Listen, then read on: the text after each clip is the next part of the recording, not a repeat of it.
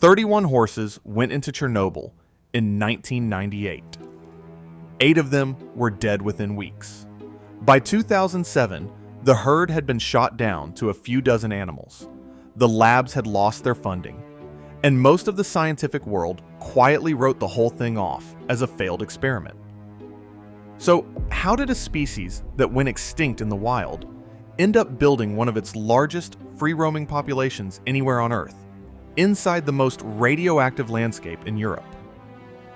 28 years later, the answer has almost nothing to do with the reactor. 29 years before those trucks rolled toward the checkpoint on the edge of the exclusion zone, the Przewalski's horse had already lost. In 1969, a survey team working the dry hills of the Dzungarian Gobi recorded the last confirmed sighting of a wild one. A single stallion, moving alone near a waterhole. Nobody ever saw another.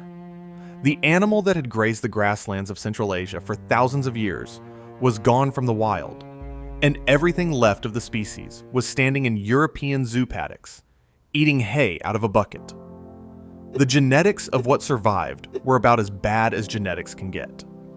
Every Przewalski's horse alive today traces back to roughly a dozen founding animals, a handful of captures made before the collapse, most of them funneled through one place. In 1899, a Ukrainian landowner named Friedrich Falz-Fein brought Przewalski's horses from Mongolia to his private steppe preserve at Askania Nova, in the south of what is now Ukraine. He had no idea he was building an ark. The preserve became the center of gravity for the entire species, and a century later, the global population had been rebuilt to around 3,000 animals. Almost all of them descended from that tiny original pool. It's worth being precise about what kind of animal we're talking about, because these aren't feral mustangs that wandered off a ranch. Przewalski's horses carry 33 pairs of chromosomes against 32 in a domestic horse. They're short, stocky, sand-colored, with a stiff upright mane and no forelock, and they've never been broken to a saddle.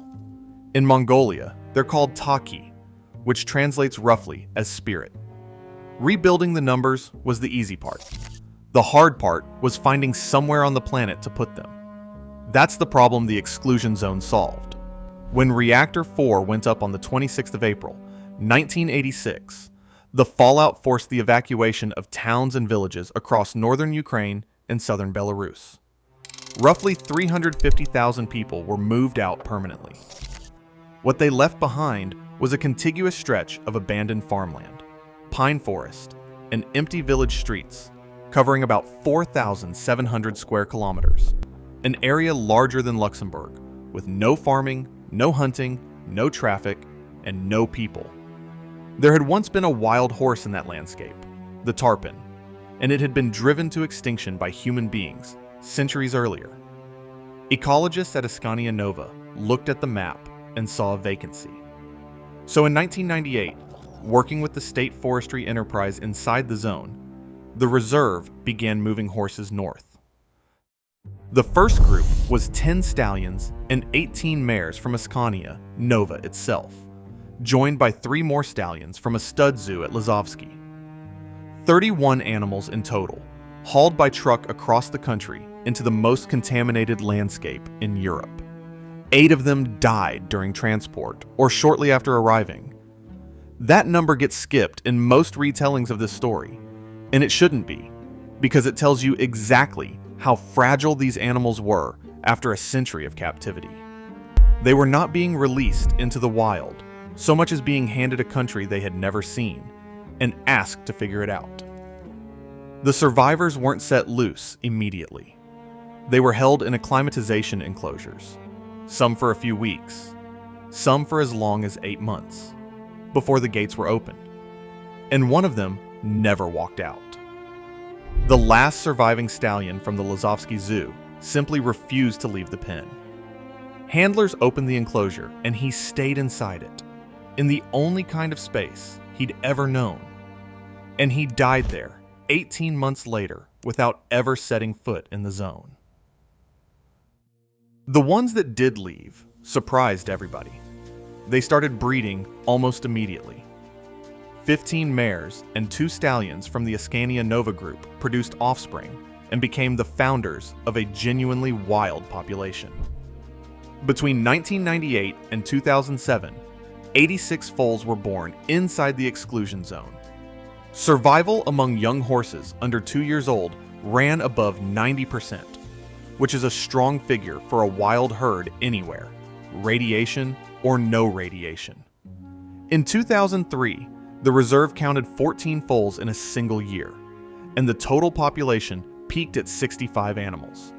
They organized themselves the way wild horses do, without anybody teaching them how. Harem bands formed around a single stallion with his mares and their young. Separate bachelor groups of younger males roamed the edges, and rather than sticking to the open meadows and abandoned fields you'd expect from a steppe animal, the horses pushed into the forest, including the red forest, the belt of pine woodland directly downwind of the reactor that absorbed some of the heaviest fallout on the planet and turned rust-colored as the trees died. Motion cameras later caught stallions standing among those trees like it was ordinary pasture. Ecologists ignored those cameras for years. Nobody listened, and the horses kept walking further into contamination without any of the visible sickness that everyone had been braced for. By 2004, the experiment looked like a straightforward win. But this wasn't just about the reserve anymore, because other people had started noticing the zone too. That year, without the knowledge of the team at Ascania Nova, 13 more Przewalski's horses were trucked into the exclusion zone from a set of city zoos and released straight into the forest. There were no acclimatization enclosures for these animals. There was no monitoring, no staging, no handoff to the scientists who had spent 6 years learning what these horses could and couldn't survive. The doors opened and the horses walked out into a landscape none of them had been prepared for. Every single one of them died. Not one of them left offspring behind. And that's not a typo, by the way. 13 animals from a species with a dozen living founders were burned through in a matter of months by people who thought the hard part was the driving. That was only round 1. Between 2004 and 2006, the population inside the zone began falling fast. Mortality across the herd hit 47%. Foaling rates collapsed to under 40%. The census that had shown 65 animals in 2003 showed somewhere between 30 and 40 by October of 2007. The species was losing ground inside the one place on Earth it had been thriving. None of it was radiation. When Ukrainian biologists went back through every death where they could establish a cause, more than 70% of them came back the same way. The horses were being shot. Poachers were coming into the exclusion zone, into an abandoned no man's land with almost no enforcement presence, and killing the rarest horses in the world for meat. And it was worse than a simple body count.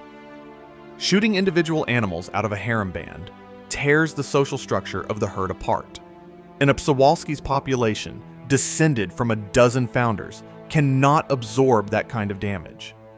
Every stallion killed took a slice of an already starved gene pool with him. The experiment that had been designed to protect a species from human beings was being dismantled by human beings who had walked past a fence. What makes that finding sharper is everything the biologists ruled out. The same long-term study that tracked the population through its collapse examined predation and disease as explanations and found neither one had a significant impact on the herd. Wolves live in the zone in real numbers, and the wolves were not the problem. Infection was not the problem. The researchers flagged 2 future risks worth watching: the slow afforestation of the open ground the horses graze on, and the possibility of hybridization if domestic horses are ever brought back into the area. Neither of those is the reactor either. If you are finding this one interesting, take a second and subscribe. I cover animal releases like this every week. By the end of the 2000s, Ukrainian authorities had started taking the poaching seriously, and enforcement inside the zone tightened. Patrols increased, the killing slowed, and the horses, given nothing more than the absence of people with rifles, did exactly what they had done in the beginning. They recovered. The most recent full census on the Ukrainian side was carried out in 2018, and it counted roughly 150 Przewalski's horses living free inside the exclusion zone. 20 years after arrival, the population had multiplied roughly sevenfold from what actually made it into the wild, and they hadn't stayed put.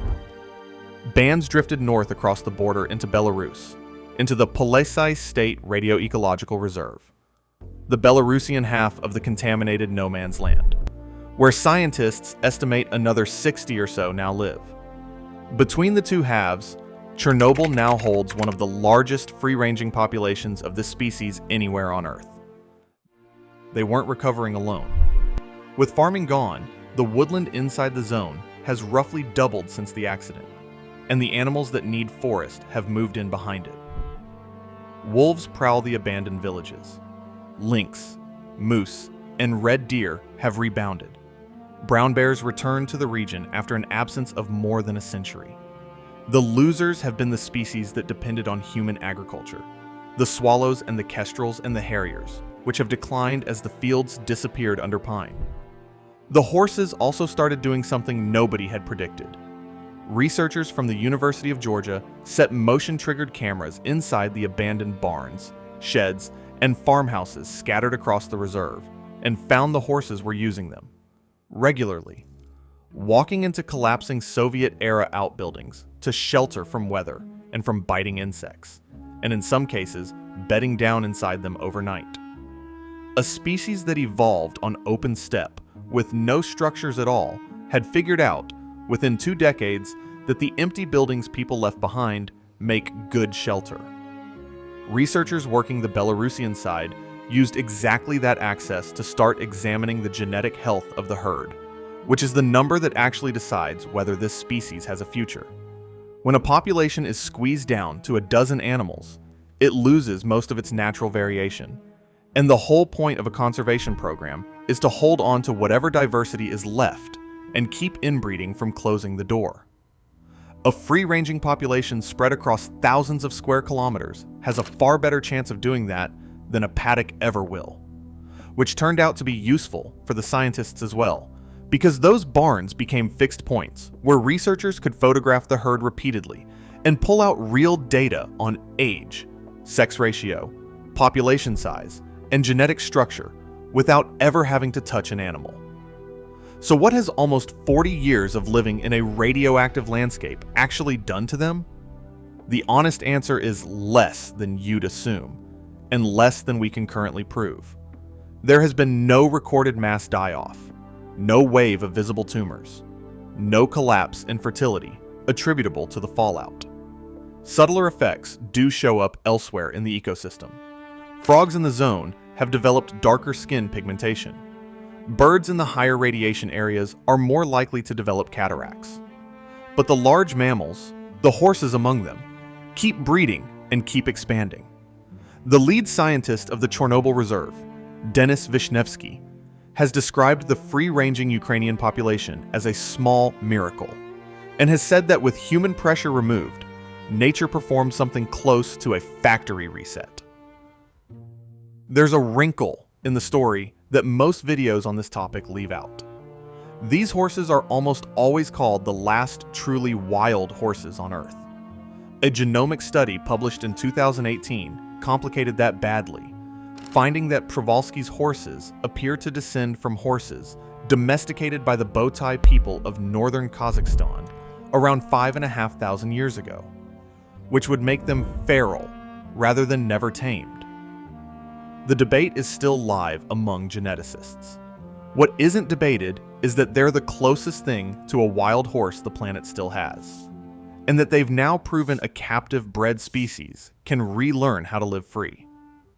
As of today, the story isn't over, and it isn't safe. In 2022, Russian forces pushed through the exclusion zone toward Kyiv, digging fortifications into contaminated soil. Laboratories inside the reserve were looted and destroyed, with vehicles, computers, and monitoring equipment stolen or deliberately smashed. An estimated 22,000 hectares burned. International research in the zone has almost entirely stopped, which is why the last reliable horse count is still the one from 2018. Down drones now start forest fires that can lift radioactive particles back into the air. The zone is laced with mines. And in June of 2025, a Przewalski's horse was killed stepping on one. Radiation gave these horses a country. It never really hurt them. Everything that has come close to erasing them since the day those trucks arrived has arrived on two legs. And the reserve staff still walking that ground are counting horses with camera traps and no funding, waiting to find out how many are left. That's what makes this experiment worth watching. A species written off in 1969 is now grazing in the ruins of the worst nuclear accident in history. And the only real question left is whether we can manage to leave it alone. Thank you for watching. If you enjoyed this video, please feel free to like and subscribe. And if you'd like to continue watching more of my videos on animals released into the wild, you can click the video on the screen now.